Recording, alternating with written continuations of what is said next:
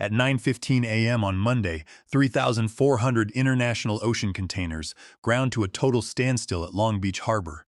Port demurrage fines racked up at $1.19 million a day, and the CEO of Apex Transatlantic was screaming into his phone. But I wasn't answering. Sitting at a quiet diner 2 miles away from the terminal, sipping dark black coffee, I watched the traffic gridlock form along the harbor freeway. 22 years of my life had been poured into building that global logistics network, line by line, clearance code by clearance code. They thought I was just an employee who could be thrown to the curb to save an executive bonus. They had no idea that when they pushed me out the door, they severed the only legal thread holding their entire ocean freight empire together. My name is Nathan Vance. I am 48 years old, and for more than 2 decades, I served as the chief logistics architect for Apex Transatlantic Logistics. Back in 2004, when I started with the company at age 26, Apex was nothing more than a regional freight brokerage operating out of a cramped, windowless office near the San Pedro docks. The founder, a seasoned maritime trader who understood the value of deep technical expertise, gave me complete autonomy to design our international routing architecture from the ground up. Over the next 18 years, I transformed Apex into a $280 million global supply chain powerhouse. I designed our automated customs clearance interface, secured specialized hazardous material transit permits across 14 major ocean ports, and negotiated long-term intermodal drayage agreements with regional port authorities.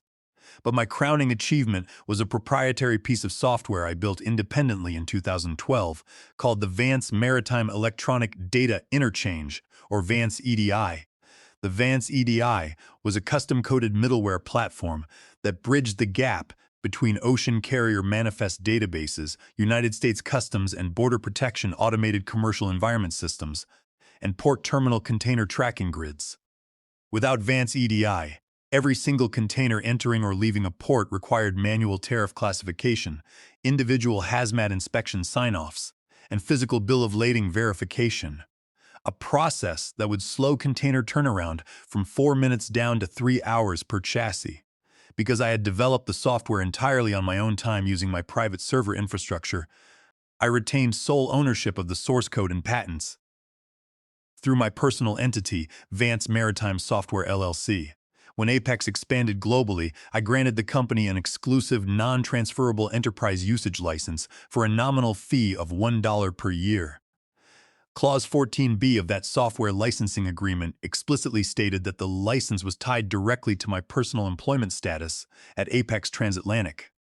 If my executive contract was terminated without cause, or if the firm breached its contractual obligations to me, the enterprise software license would automatically revoke upon written notice, or 30 days of unremedied material breach, reverting all transmission tokens and security certificates back to Vance Maritime Software LLC.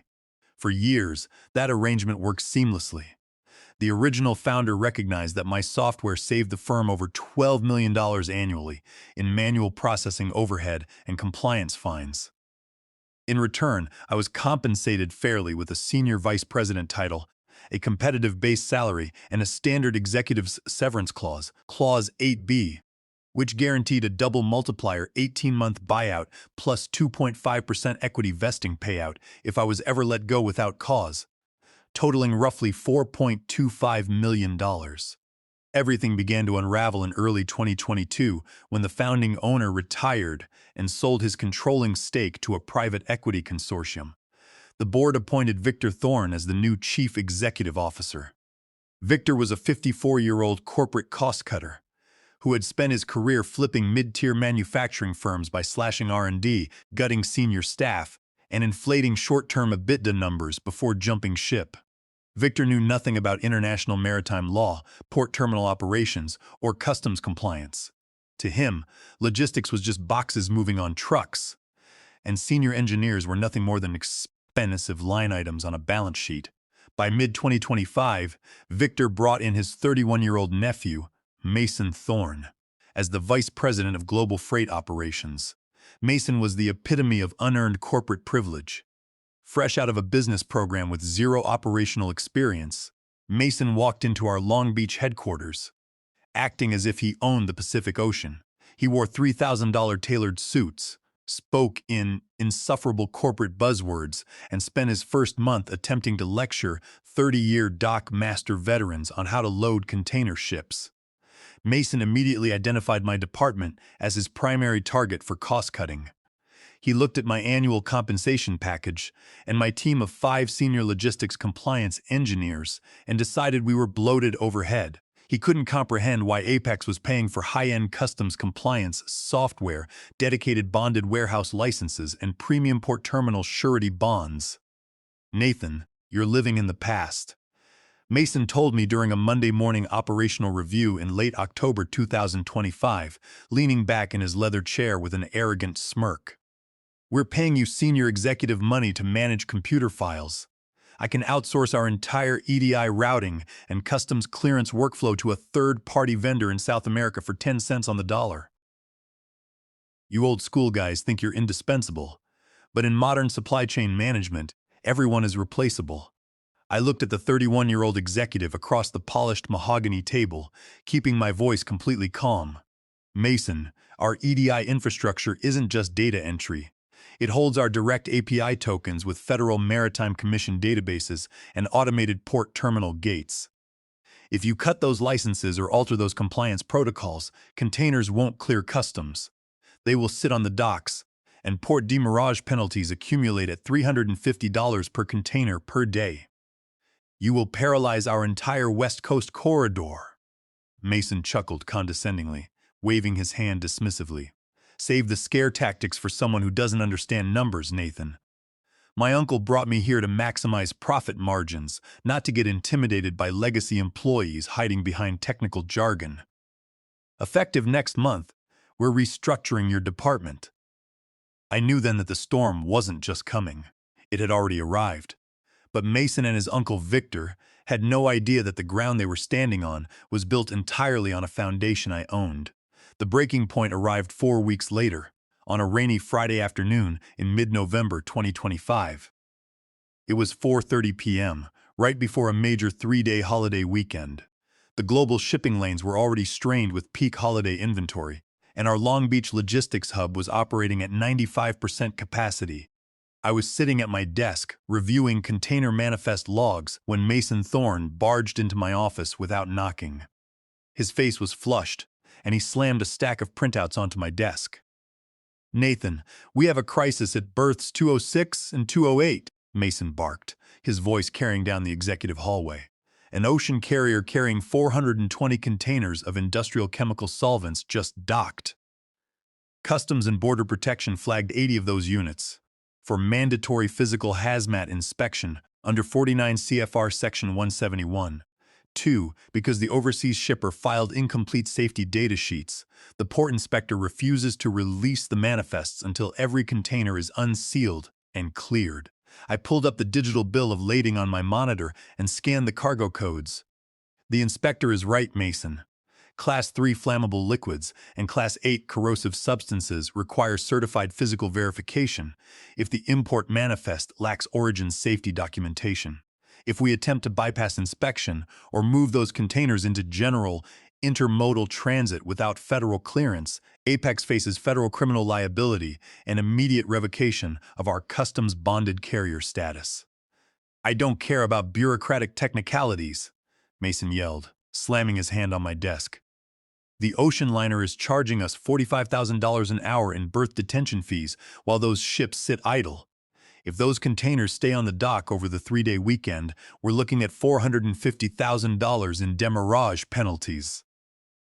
I need you to log into your Vance EDI master terminal right now, override the federal inspection flag, and auto-certify the manifest transit clearance." I looked Mason dead in the eye, my voice steady and unwavering. "I will not falsify a federal maritime manifest, Mason. Overriding a hazardous material safety hold is a direct federal violation. It's illegal, it puts port personnel at risk, and my name is on the digital signature certificate, registered with the Department of Transportation. I'm not risking federal imprisonment so you can hit your quarterly profit target." Mason's face turned beet red. He stepped closer, towering over my desk. "Listen to me, you overpaid relic. You work for Apex Transatlantic. and you take orders from me. I am the vice president of operations. If I tell you to sign off on those manifests, you sign off on them. You think your 22 years of tenure give you immunity? You're nothing but a stubborn dinosaur holding this company back from profitability. My answer is no, I said quietly, closing my laptop screen. If you want those manifests overridden, you can submit a written corporate indemnity order signed by Chief Legal Counsel and CEO Victor Thorne. Mason sneered, reaching into his leather jacket pocket and pulling out a folded white envelope. He slapped it down on top of my closed laptop. I knew you'd refuse, Mason said with a cold, triumphant grin. My uncle and I prepared for this. This is your formal notice of immediate termination for insubordination and willful failure to execute lawful management directives. You are fired, Nathan. Effective right now. I sat quietly for a moment, looking down at the white envelope. And my contractual severance under Clause 8B? At that moment, CEO Victor Thorne walked into the office, standing beside his nephew with his arms crossed over his chest. Victor looked down at me with absolute contempt. There is no severance, Nathan, Victor said smoothly. Clause 8B only applies to termination without cause. We are firing you for cause, gross insubordination and failure to perform your executive duties. Your equity options are forfeited, your executive severance of $4.25 million is nullified, and your corporate access is terminated. Security will escort you out of the building in 10 minutes. The two men stood there, expecting me to break down, yell, make threats, or beg for my career. They expected the emotional panic of a 48-year-old executive who had just lost everything he spent 22 years building. Instead, I looked at Victor, then at Mason, and smiled softly. Understood, I said. I didn't raise my voice, I didn't slam a drawer. I picked up a pen, signed the receipt of termination notice, and slid it back across the desk to Victor. I opened my bottom desk drawer, pulled out a small cardboard box, and carefully packed my personal items, a framed photo of my late father, my desk clock, and my personal notebook. I stood up, slid my corporate ID badge out of its leather holder, and laid it gently on the wooden desk. You're making a catastrophic mistake, Victor, I said quietly as I adjusted my suit jacket. Not because you fired me, but because you don't understand how this system actually operates. Mason let out a loud, mocking laugh. Oh, we'll manage just fine without you, Nathan. Don't worry about us. Go enjoy your early retirement without a severance check. I walked past them out of the office, down the long carpeted hallway of the corporate headquarters, and out through the glass entrance doors into the pouring rain. As I reached my car in the executive parking lot, I checked my watch. It was 5:02 p.m. on Friday. They thought they had just saved $4.25 million in executive severance and $450,000 in weekend demurrage fees. They had no idea that by terminating my employment for cause, they had just triggered Clause 14B of the Vance EDI Software Enterprise Agreement and invalidated our port clearance surety bonds. I sat in the driver's seat of my car, pulled out my personal smartphone, and opened a secure administrative terminal app connected to the Vance Maritime Software LLC private cloud server. With 3 calm taps on the screen, I initiated a formal enterprise license revocation protocol. The trap was set, and Monday morning was going to be an absolute masterclass in corporate reality. On Saturday morning, while Victor Thorne and his nephew Mason were undoubtedly celebrating their apparent victory over an expensive luxury dinner, I was sitting in the conference room of my longtime legal counsel, and brother Oliver Vance Oliver was a seasoned corporate attorney who specialized in intellectual property and international maritime regulatory compliance. He had spent 20 years representing maritime freight forwarders and logistics technology firms. Sitting across from him, I laid out my original executive employment agreement, the Vance EDI Software Enterprise Licensing Agreement, and the written termination notice signed by Victor Thorne. Oliver read through the documents, a slow, grim smile spreading across his face. He leaned back in his chair, tapping his gold pen against the mahogany table. Nathan, they really didn't read Clause 14B, did they? Oliver asked, shaking his head in disbelief. Victor Thorne doesn't read contracts, Oliver, I replied calmly. He reads balance sheets and summary bullet points. He saw my software as a corporate asset belonging to Apex Transatlantic, He never realized that Apex was merely a licensed user of Vance Maritime Software LLC. Let's break down the exact legal mechanics, Oliver said, opening a fresh legal pad. Under 17 U.S.C. Section 106, Vance Maritime Software LLC holds exclusive copyright and patent ownership over the source code, API keys, and automated digital transit certificates of the Vance EDI middleware platform. Under Clause 14b of your Enterprise License Agreement, the license granted to Apex Transatlantic was non-transferable and contingent upon your active employment as Chief Logistics Architect. The moment they terminated your employment without cause, or attempted to fabricate a for-cause firing to avoid paying your severance, the enterprise license revoked automatically upon 30 seconds of system authorization update. Exactly, I said. And because I revoked the API tokens on Friday at 5:05 p.m., Apex's core server cluster lost its automated data link to Customs and Border Protection's Automated Commercial Environment System. Which brings us to the Federal Maritime Commission regulations, Oliver added, writing down statutes. Under 46 U.S.C. Section 41102, any ocean freight forwarder or terminal operator operating without validated, real-time customs clearance credentials cannot legally move containerized cargo out of a bonded port facility. Furthermore, what about your personal port clearance surety bond? I smiled. That's the second layer of the kill switch. In 2018, when Apex expanded into intermodal drayage at Pacific Freight Hub, the Port Authority required a $12 million personal performance surety bond for customs compliance liability. Because Apex was tight on cash at the time, I posted the surety bond in my personal name through Vance Maritime LLC, backed by my private investment holdings.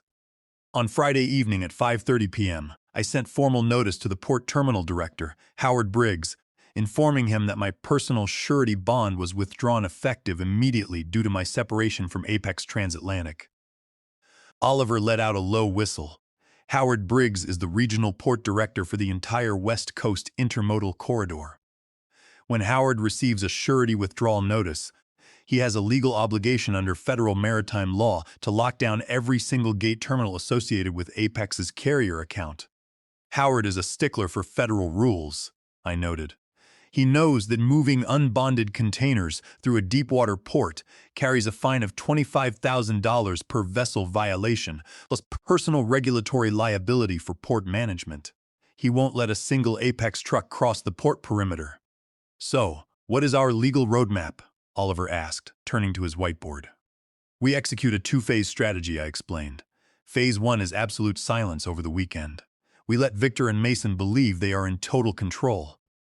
On Monday morning at 8 a.m., when the entire Pacific Intermodal Network grinds to a halt, you will formally file a whistleblower complaint with the Department of Transportation under 49 CFR, Section 171.2 regarding Mason's attempt to force me to falsify hazardous material manifests.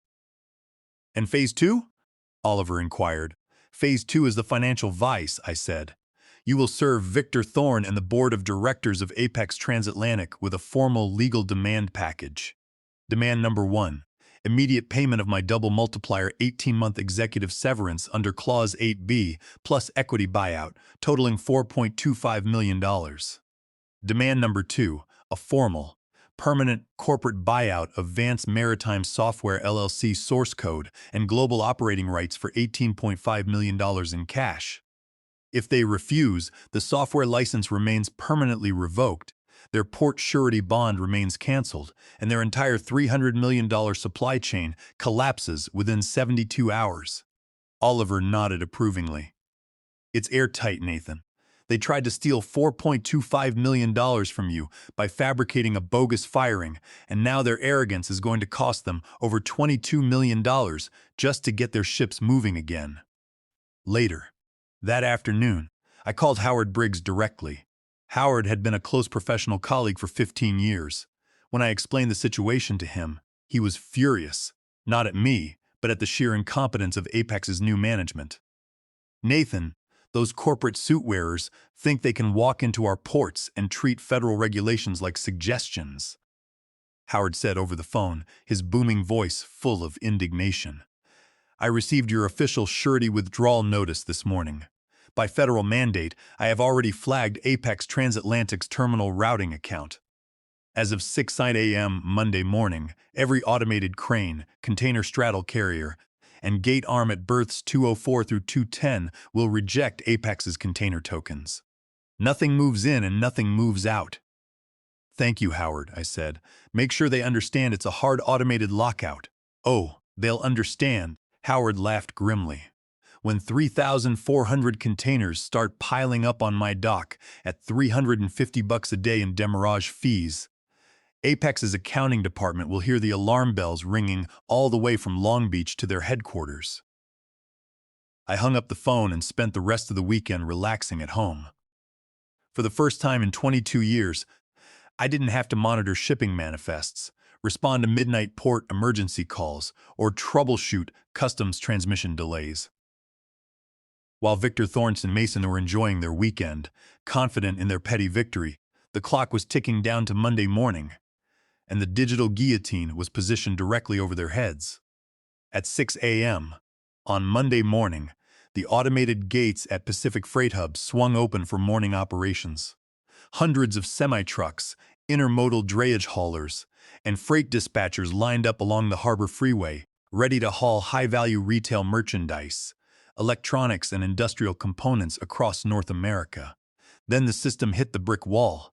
The first truck carrying an Apex Transatlantic container pulled up to Optical Character Recognition Gate 4. The driver swiped his electronic seal card. The screen flashed bright crimson red, Aaron Code 403, Customs EDI Transmission Edlin, Bond Certificated, Container Hold N4CD. Behind him, a second truck tried to scan. Crimson red. A third truck tried at Gate 8. Crimson red. Within 45 minutes, over 200 heavy freight trucks were idling bumper to bumper along the harbor access road, creating a massive 4-mile traffic jam that backed up onto Interstate 710. Harbor police were forced to close the main terminal entrance. By 7:30 a.m., chaos erupted across all 14 ocean ports where Apex Transatlantic operated.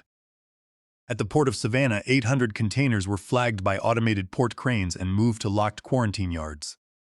At the port of Tacoma, 3 ocean vessels carrying Apex cargo were denied dock space because their electronic customs clearance manifests were completely invalid under Federal Maritime Commission data protocols. Inside Apex Transatlantic's executive headquarters, the atmosphere turned into an absolute war zone. At 8:00 a.m., Mason Thorne walked into his corner office, expecting to see routine morning operational reports. Instead, his phone was ringing off the hook, and his computer monitor was exploding with automated error alerts. "Mason, what the hell is happening at the docks?" screamed the director of inland operations, bursting into Mason's office without knocking. "We have 500 drayage drivers stuck at Long Beach. Port security won't let our trucks touch a single chassis.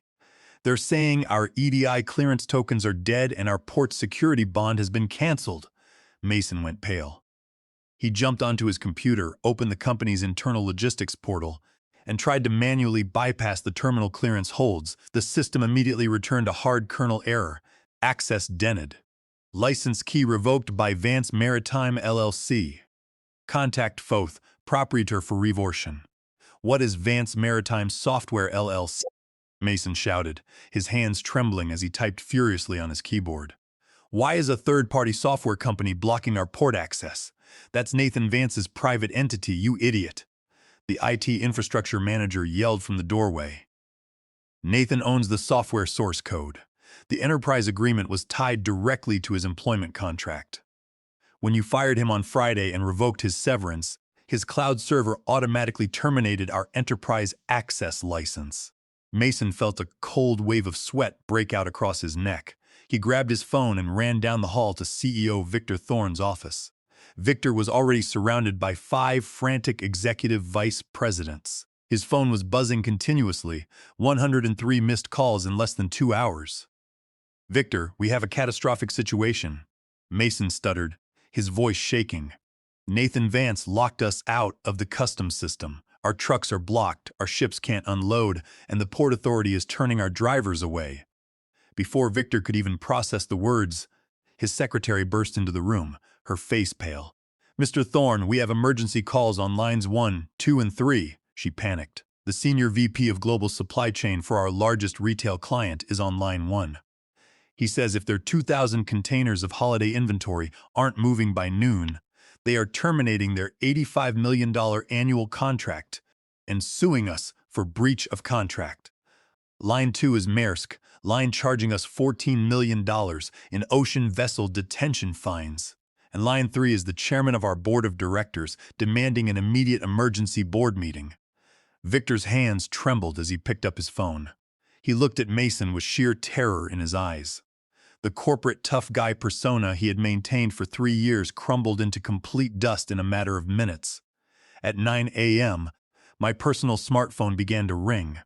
I was sitting at a quiet corner table in a coastal diner 2 miles from the port, enjoying a plate of eggs and hot coffee, watching the harbor traffic gridlock on the local news broadcast. Victor Thorne's name flashed on my screen. I let it ring until it went to voicemail. 10 seconds later, a voicemail notification popped up. I pressed play and listened. "Nathan, it's Victor." His voice came through the speaker, high-pitched and frantic, completely devoid of his usual corporate arrogance. "Listen, there seems to be a massive technical misunderstanding with the software system and the port clearance cards. We need you to come into the office immediately to resolve this glitch. We can talk about adjusting your severance package. Call me back right now." I smiled, took another sip of my coffee, and put the phone back on the table screen down. 10 minutes later, another call came in from Mason Thorne. I ignored it again. His voicemail was even more pathetic. "Nathan, please. The entire West Coast corridor is shut down. Drivers are blocking the freeway, and the board is threatening to remove us. Please turn the EDI software back on. We'll give you whatever you want. Just call us back." While they were leaving frantic voicemails on my personal line, my attorney Oliver Vance was stepping into the executive boardroom at Apex Transatlantic headquarters at 10 a.m., where the board of directors had convened an emergency session. Oliver walked into the room, set his leather briefcase on the boardroom table, and handed printed bound copies of our legal demand package to every member of the board. "Ladies and gentlemen of the board," Oliver announced in a clear, authoritative voice, "my name is Oliver Vance, representing Nathan Vance and Vance Maritime Software LLC. As of 6 a.m. today, your Chief Executive Officer Victor Thorne and VP of Operations Mason Thorne have paralyzed your entire global freight network by unlawfully terminating Mr. Vance without cause and attempting to steal his $4.25 million contractually mandated executive severance." The board chairman, a stern 60-year-old investor, glared at Victor Thorne. "Is this true, Victor?" He locked the software. Victor tried to defend himself, his voice cracking. "He's sabotaging the company, Mr. Thorne." Oliver interrupted coolly, holding up a certified copy of the software enterprise license. Under Federal Copyright Law 17 U.S.C., Section 106 and Clause 14b of the Enterprise Agreement, the software belongs exclusively to Vance Maritime Software LLC. You fired the creator, so you lost the license.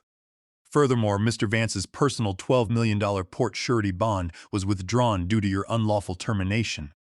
If you want your ships moving, your containers clearing customs, and your $85 million client contracts preserved, you will accept our non-negotiable settlement terms within 60 minutes. The chairman leaned forward. "What are the terms?" Oliver slid the final page of the document across the table. "Payment of $4.25 million for Mr. Vance's full severance buyout under Clause 8b, and an $18.5 million cash purchase of Vance Maritime Software LLC source code and full operating rights. Total settlement, $22.75 million, paid via wire transfer by 12 p.m. today. If the wire is not confirmed by noon, we file a formal Department of Transportation whistleblower complaint regarding hazardous material violations, and Apex Transatlantic goes into involuntary bankruptcy by Friday." The boardroom went dead silent. All eyes turned to Victor Thorne and Mason, who sat frozen in horror as their corporate empire collapsed around them. At 11:15 a.m., inside the high-stakes boardroom at Apex Transatlantic headquarters, The board of directors didn't take long to make their decision. The chairman of the board stood up, glared down at Victor Thorne and Mason Thorne, and pointed toward the door. Victor, Mason, you are both terminated immediately for gross negligence, breach of fiduciary duty, and catastrophic corporate mismanagement, the chairman declared coldly. Security will escort you out of the building. Corporate counsel will be filing a $40 million shareholder lawsuit against both of you for corporate waste and reckless endangerment of our regulatory licenses. Mason looked as if he was going to vomit. Victor tried to speak, but two beefy security guards stepped into the boardroom, took both men by their arms, and marched them out of the building in full view of the entire corporate staff. The very men who had arrogantly escorted me out on Friday were now being thrown onto the sidewalk like common trespassers. At 11:35 a.m., the board chairman called my attorney, Oliver Vance. Mr. Vance, the board of directors has unanimously authorized the wire transfer, the chairman stated, his tone completely humbled. We are executing a wire transfer of $22.75 million directly into Vance Maritime Software LLC's corporate bank account, $4.25 million for Mr. Vance's executive severance and equity buyout, and $18.5 million for the software purchase. Please confirm receipt and re-enable our port access tokens immediately upon confirmation.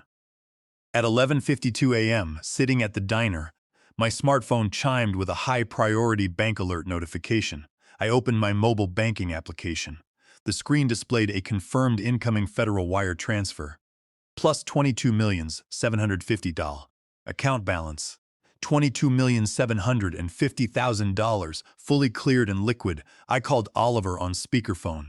The funds are in the account, Oliver. Transfers confirmed on our end as well, Nathan, Oliver replied.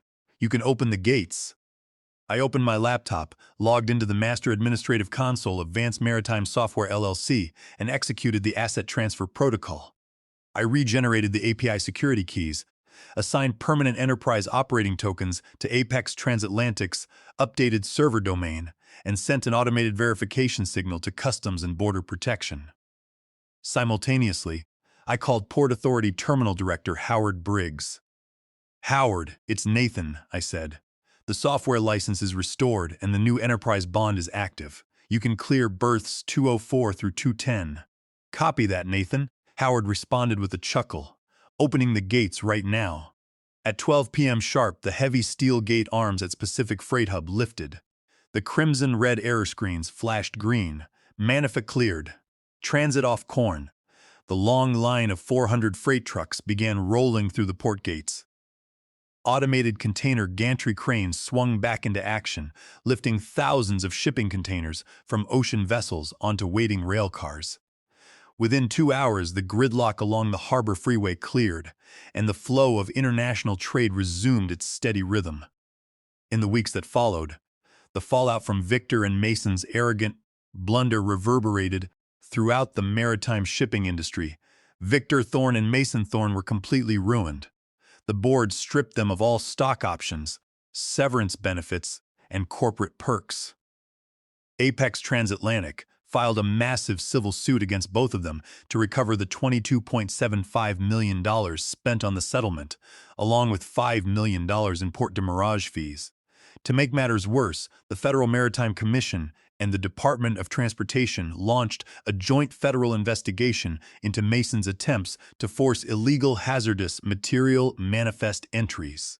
Both men were blacklisted from the maritime transport industry, facing potential regulatory fines and civil liability that would follow them for the rest of their lives. Apex Transatlantic survived the crisis, but their reputation had taken a severe beating. The board appointed a seasoned 25-year maritime veteran as the new chief executive officer.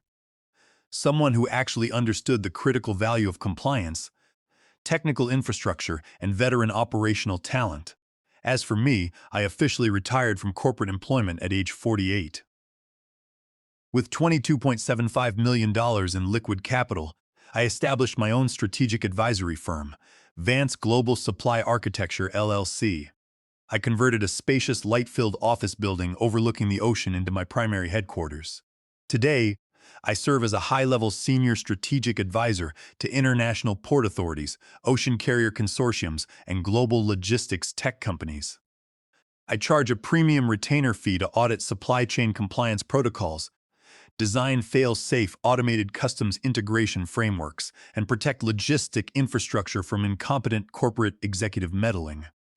Every now and then, as I sit on my private balcony sipping dark black coffee and looking out at the massive container ships gliding into Long Beach Harbor, I think back to that rainy Friday afternoon in November. Victor Thorne and Mason thought they were dealing with a simple corporate employee who could be intimidated, insulted, and robbed of his hard-earned severance package. They didn't realize that in the complex, highly regulated world of global maritime trade, fancy suits and loud demands mean nothing compared to deep technical mastery, legal foresight, and operational control. They tried to throw me out to save $1 million. In the end, they handed me $22.75 million, destroyed their own careers, and gave the entire logistics industry an unforgettable lesson in corporate payback. Never burn the bridge, especially when it's held together by the architect who built it. Daviet Huan Qing.